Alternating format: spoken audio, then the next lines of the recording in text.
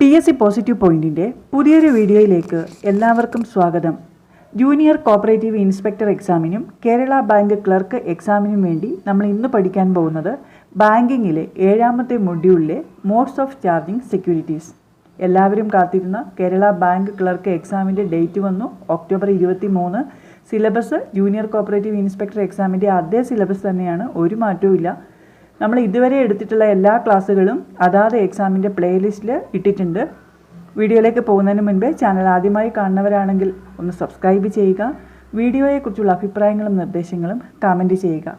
Modes of charging securities. പലതരത്തിലുള്ള securities വെച്ച് നമ്മൾ ബാങ്കിൽ നിന്ന് ലോൺ എടുക്കാറുണ്ട്. ചില പേഴ്സണൽ ലോൺസ് ഒഴിച്ചാൽ സെക്യൂരിറ്റിന്മേൽ മാത്രമേ ബാങ്ക് ലോണുകൾ പ്രൊവൈഡ് ചെയ്യാറുള്ളൂ. ഇങ്ങനെയുള്ള സെക്യൂരിറ്റീസിനെ കുറിച്ചാണ് നമ്മൾ പഠിക്കാൻ പോകുന്നത്. പ്രധാനമായും 4 തരത്തിലുള്ള സെക്യൂരിറ്റീസ് ഉണ്ട്: lean, pledge, hypothecation and mortgage. ഓരോന്ന് നോക്കാം. ആദ്യത്തേത് ലീൻ. ലീൻ നമുക്കറിയാം. ലീൻ എന്ന് പറഞ്ഞാൽ എന്താണ്? Right of a creditor to retain the property of a debtor. കടം വാങ്ങിയ ആളുടെ ഏതെങ്കിലും ഒരു പ്രോപ്പർട്ടി ആ കടം തിരിച്ച് കിട്ടുന്നത് വരെ പിടിച്ചു വെക്കാനുള്ള ക്രെഡിറ്ററുടെ അധികാരം, അതാണ് ലീൻ. ലീൻ 2 തരത്തിലുണ്ട്: general lien and particular lien. Bankers lien general lien ആണ്. Bankers lien is also called general lien or implied pledge.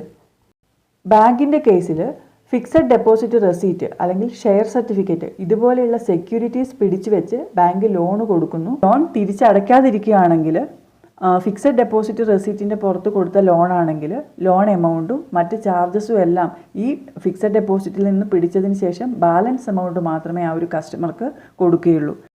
ഇങ്ങനെ റീറ്റെയിൻ ചെയ്യാൻ പറ്റുന്ന സെക്യൂരിറ്റിന്മേൽ ലോൺ കൊടുക്കുന്നതാണ് ലീൻ. ഇനി 2ാമത്തെ ടൈപ്പ് സെക്യൂരിറ്റിയാണ് പ്ലെഡ്ജ് ഓർ പോൺ. പ്ലെഡ്ജിന് പറയുന്ന മറ്റൊരു പേര് pawn. Pledge is a bailment of goods as security for payment of a debt or performance of promise.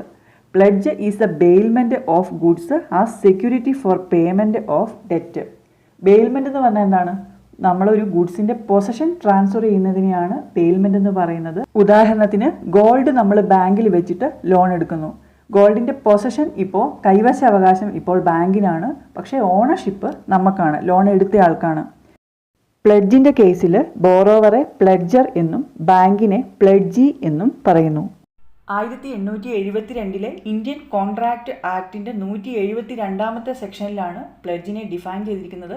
Pledge is defined in section 172 of Indian contract act 1872. The person who transfers the goods is called pledger or പോണർ.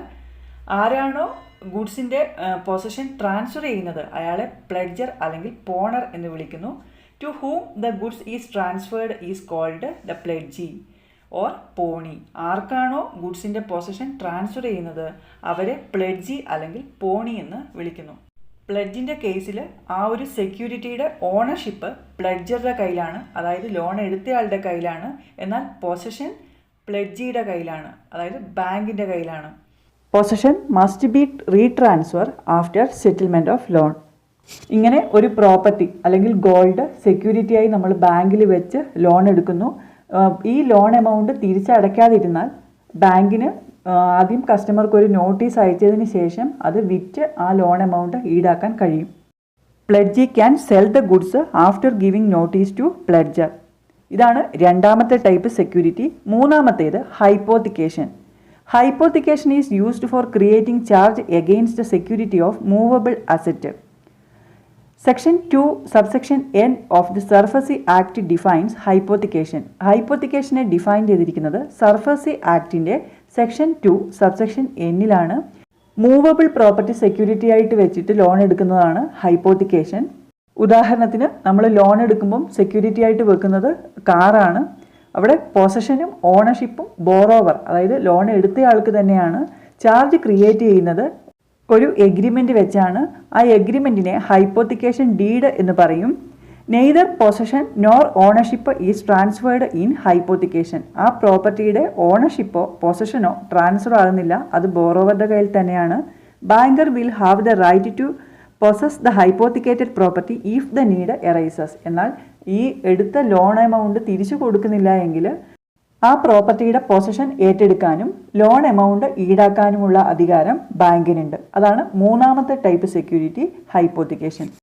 ഹൈപ്പോത്തിക്കേഷൻ്റെ കേസിൽ ബോറോവറെ ഹൈപ്പോത്തിക്കേറ്റർ എന്നും ബാങ്കിനെ ഹൈപ്പോത്തിക്കേറ്റി എന്നും പറയുന്നു. നാലാമത്തേത് mortgage. Immovable പ്രോപ്പർട്ടിയുടെ പുറത്ത് loan കൊടുക്കുന്നതാണ് mortgage. Section 58 of the transfer of property act 1882 defines mortgage.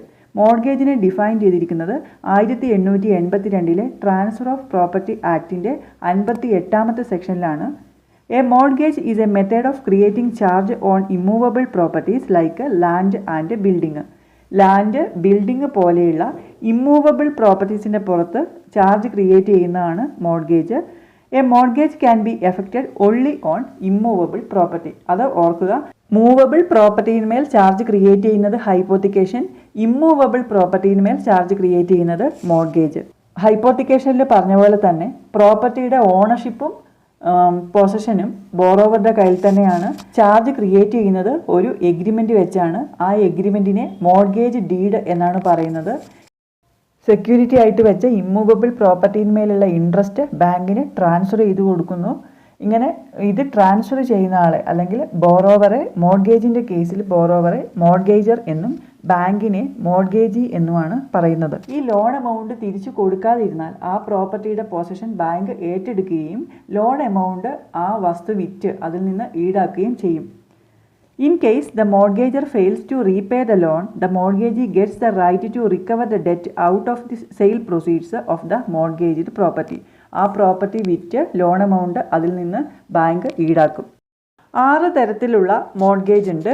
Simple mortgage, mortgage by conditional sale, usufructuary mortgage, English mortgage, mortgage by deposit of title deeds, anomalous mortgage. ഓരോന്നും എന്തൊക്കെയാണെന്ന് നോക്കാം. ആദ്യത്തേത് simple mortgage. Transfer of property ആക്ടിൻ്റെ section 58B simple മോർഗേജിനെ കുറിച്ച് പറയുന്നത്. Simple മോർഗേജിൻ്റെ മറ്റൊരു പേരാണ് രജിസ്റ്റേർഡ് മോർഗേജ്. ബോറോവർ ഒരു ഇമ്മൂവബിൾ പ്രോപ്പർട്ടി വെച്ചിട്ട് ലോൺ എടുക്കുന്നു. ആ പ്രോപ്പർട്ടിയുടെ പൊസഷൻ ബോറോവറുടെ കയ്യിൽ തന്നെയാണ്. മോർഗേജർ grants the mortgagee the right to sell the mortgaged property in the case of the mortgager's inability to pay the debt. അതായത് ലോൺ എമൗണ്ട് തിരിച്ചടയ്ക്കാൻ കഴിയാത്ത പക്ഷം പ്രോപ്പർട്ടി വിറ്റ് ലോൺ എമൗണ്ട് ഈടാക്കാനുള്ള അധികാരം മോർഗേജർ ബാങ്കിന് കൊടുക്കുന്നു. രണ്ടാമത്തേത് മോർഗേജ് ബൈ കണ്ടീഷണൽ സെയിൽ. ഇതിൽ സെക്യൂരിറ്റി ആയിട്ട് വെക്കുന്ന പ്രോപ്പർട്ടി ബാങ്കിന് സെയിൽ ചെയ്യുന്ന പോലെയാണ് മോർഗേജ് ഡീഡ് വരുന്നത്. ഈ സെയിൽ നടത്തുന്നത് ഒരു കണ്ടീഷൻ വെച്ചിട്ടാണ്. The sale shall become void on payment of the mortgage money. The sale shall become absolute if the mortgagor fails to repay the amount on a certain period.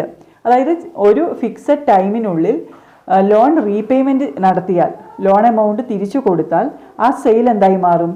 ഇൻവാലിഡായി മാറും. എന്നാൽ repay ചെയ്തില്ല എങ്കിൽ ആ sale valid ആണ്. Sale shall become absolute if the mortgagor fails to repay the amount on a certain date. അങ്ങനെ ഒരു condition വെച്ച് sale നടത്തുന്നു. അതാണ് മോർഗേജ് ബൈ കണ്ടീഷണൽ സെയിൽ. അടുത്തത് usufructuary mortgage. The mortgagee is authorised to retain the possession until the debt is repaid. The mortgager reserves the right to recover the property when the money is repaid. അതായത് ആദ്യത്തെ 2 കേസിലും, അതായത് simple മോർഗേജിലും mortgage by conditional സെയിലും ഓണർഷിപ്പ് ബാങ്കിന് പോകുന്നുണ്ട്. എന്നാൽ പൊസഷൻ ബോറോവറുടെ കയ്യിലാണ്. എന്നാൽ യൂസുഫ്രാക്ചറി മോർഗേജിൽ പ്രോപ്പർട്ടിയുടെ ഓണർഷിപ്പും പൊസഷനും ബാങ്കിൻ്റെ കയ്യിലായിരിക്കും. അതായത് ലോണിന് സെക്യൂരിറ്റി ആയിട്ട് ഒരു ബിൽഡിംഗ് വെക്കുന്നു. ബാങ്കിന് ഈ ബിൽഡിംഗ് റെൻറ്റിന് കൊടുക്കാം. അതിൽ നിന്ന് കിട്ടുന്ന പ്രോഫിറ്റ് ലോൺ എമൗണ്ടിലേക്ക് കൺസിഡർ ചെയ്യും. അങ്ങനെ ലോൺ എമൗണ്ട് ഫുൾ റീപേയ്മെൻറ്റ് ആയിക്കഴിഞ്ഞാൽ ഈ പ്രോപ്പർട്ടി ബോറോവർക്ക് തിരിച്ചു കൊടുക്കും. ഈ ഒരു മോർഗേജിൽ ബോറോവർക്ക് പേഴ്സണൽ ലയബിലിറ്റി ഇല്ല. അതുകൊണ്ട് തന്നെ സാധാരണഗതിയിൽ ബാങ്ക് ഇത്തരം മോർഗേജ് പ്രൊവൈഡ് ചെയ്യുന്നില്ല. നാലാമത്തേത് ഇംഗ്ലീഷ് മോർഗേജ്. ഇതിലൊരു പ്രോപ്പർട്ടിയുടെ ഓണർഷിപ്പ് ബാങ്കിന് ട്രാൻസ്ഫർ ചെയ്യുന്നു. ലോൺ എമൗണ്ട് തിരിച്ചു കൊടുത്തു കഴിഞ്ഞാൽ ബാങ്ക് ഈ പ്രോപ്പർട്ടിയുടെ ഓണർഷിപ്പ് ബോറോവർക്ക് റീട്രാൻസ്ഫർ നടത്തും. എന്നാൽ റീപേ ചെയ്തില്ല എങ്കിൽ, ലോൺ എമൗണ്ട് തിരിച്ചു കൊടുത്തില്ല എങ്കിൽ ഈ പ്രോപ്പർട്ടി വിറ്റ് ആ ലോൺ എമൗണ്ട് ഈടാക്കാൻ ബാങ്കിന് കഴിയും. The mortgagee or banker has the right to sell the mortgaged property without seeking the permission of the court. കോർട്ടിൻ്റെ പെർമിഷൻ ഇല്ലാതെ തന്നെ ഈ മോർഗേജ്ഡ് പ്രോപ്പർട്ടി സെയിൽ ചെയ്ത് ഈ ലോൺ എമൗണ്ട് ബാങ്ക് ഈടാക്കുന്നു. ഇതാണ് English mortgage. Transfer of property ആക്ടിൻ്റെ സെക്ഷൻ 58E ഇംഗ്ലീഷ് മോർഗേജിനെ ഡിഫൈൻ ചെയ്യുന്നത്. അടുത്തത് ഇക്വിറ്റബിൾ മോർഗേജ്. ഇക്വിറ്റബിൾ മോർഗേജിൻ്റെ മറ്റൊരു പേരാണ് mortgage by deposit of title deeds. Transfer of property ആക്ടിൻ്റെ സെക്ഷൻ 58F ഇക്വിറ്റബിൾ മോർഗേജിനെ കുറിച്ച് പറയുന്നത്. ഇതാണ് സാധാരണ നടക്കുന്ന മോർഗേജ്.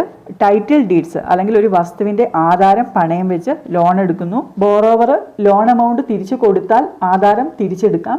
ലോൺ എമൗണ്ട് കൊടുക്കുന്നില്ല എങ്കിൽ ബാങ്ക് ആ പ്രോപ്പർട്ടി പിടിച്ചെടുത്ത് സെയിൽ ചെയ്ത് ആ ലോൺ എമൗണ്ട് ഈടാക്കുന്നു. അത് കോർട്ടിൻ്റെ ഓർഡറോട് കൂടിയാണ് ആ ഒരു പ്രോപ്പർട്ടി പിടിച്ചെടുക്കുന്നത്. അതിനുശേഷം അത് സെയിൽ ചെയ്യും. അങ്ങനെ ആ ലോൺ എമൗണ്ട് ബാങ്ക് തിരിച്ചു പിടിക്കും. ഇതാണ് ഇക്വിറ്റബിൾ മോർഗേജ് അല്ലെങ്കിൽ mortgage by deposit of title deeds. ഇതിന് രജിസ്ട്രേഷൻ ആവശ്യമില്ല. Equitable mortgage requires no registration. ആറാമത്തത് അനോമലസ് മോർഗേജ്.